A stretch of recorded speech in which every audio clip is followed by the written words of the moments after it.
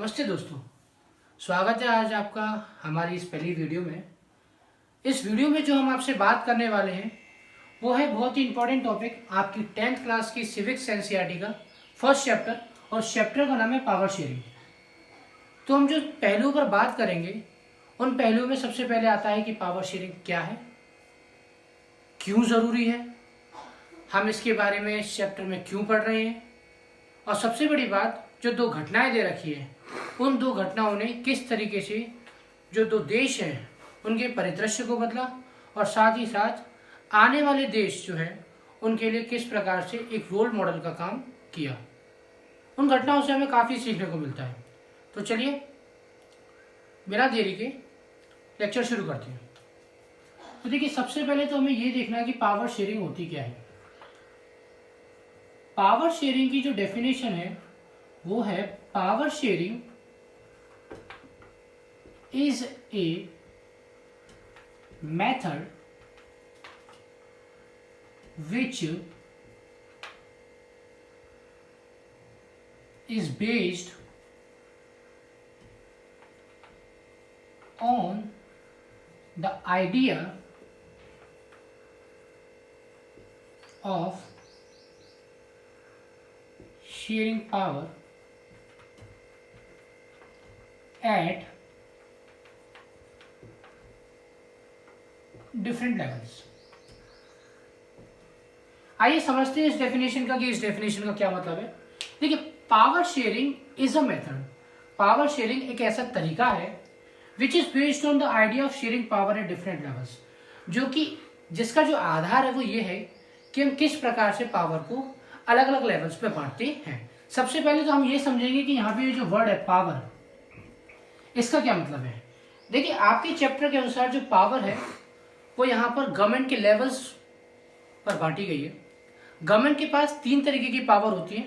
अगर आप समझना चाहें तो देखिए, सबसे पहले जो पावर होती है वो होती है एग्जीक्यूटिव पावर। दूसरी जो पावर होती है वो होती है उसकी लेजिस्लेटिव पावर, और तीसरी जो पावर होती है वो होती है उसकी जुडिशियल पावर।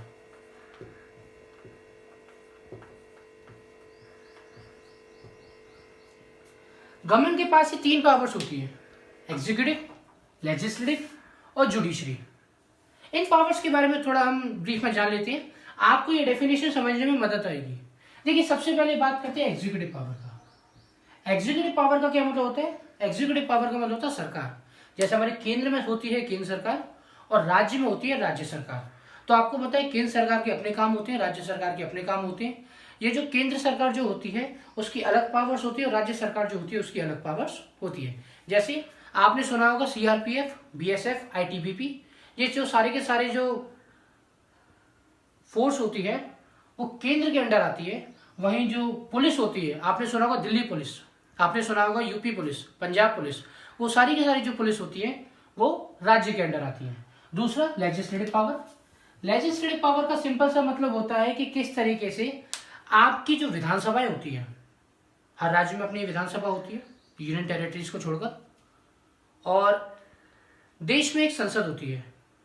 सरकार के पास यह पावर होती है कि वो किस तरीके से आपकी जो शक्तियां जनता के द्वारा मिली है उनके द्वारा जो है हमारे लिए कानून बना सके। संसद अपने अलग कानून बनाती है और राज्य सरकार जो होती है वो अपने हिसाब से अलग कानून बनाती है। तीसरा जो होता है वो होता है जुडिशियल पावर। जुडिशियल पावर का मतलब होता है कोर्ट। देखिए, ये जो पावर होती है वे एक्चुअली में सरकार की तो नहीं होती, लेकिन कोर्ट को भी जो है राज्य का हिस्सा मानती है, स्टेट का हिस्सा मानते हैं, क्योंकि कोर्ट में जो जजेस होते हैं उनकी नियुक्ति कौन करती है, सरकार। आपने आगे पढ़ेंगे आप कि किस प्रकार से जजेस की जो नियुक्ति होती है वो भारत के राष्ट्रपति प्रेसिडेंट के द्वारा की जाती है। कोर्ट में आपको पता है कि देश में एक ही सुप्रीम कोर्ट होता है, और आपको पता है कि भारत में इस टाइम हर राज्य में तो नहीं लेकिन लगभग लगभग 24 से 25 भारत में हाई कोर्ट है। तो आपको पता है कि पावर किस प्रकार से किन किन पावर को शेयर करने की बात हो रही है, एग्जीक्यूटिव पावर, लेजिस्लेटिव पावर और जुडिशियल पावर। ये गवर्नमेंट के अलग अलग ऑर्गन्स में जो है डिवाइडेड होती है। इसी पावर को शेयर करने की बात यहां पर की गई है। कभी कभी आगे देखते हैं, कभी कभी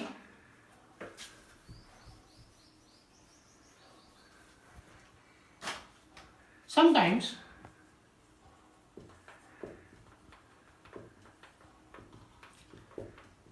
it is based on race, religion, caste and ethnicity. अब इसका क्या मतलब हुआ कि कभी कभी ये जो पावर होती है वो सरकार बांट देती है रेस, रिलीजन, कास्ट और एथनिसिटी के ऊपर। एथनिसिटी से जो मेरा मतलब है, यहां पर बहुत से लोगों को इसमें कंफ्यूज रहता है कि एथनिसिटी क्या होती है। देखिए, ethnicity it is a group of people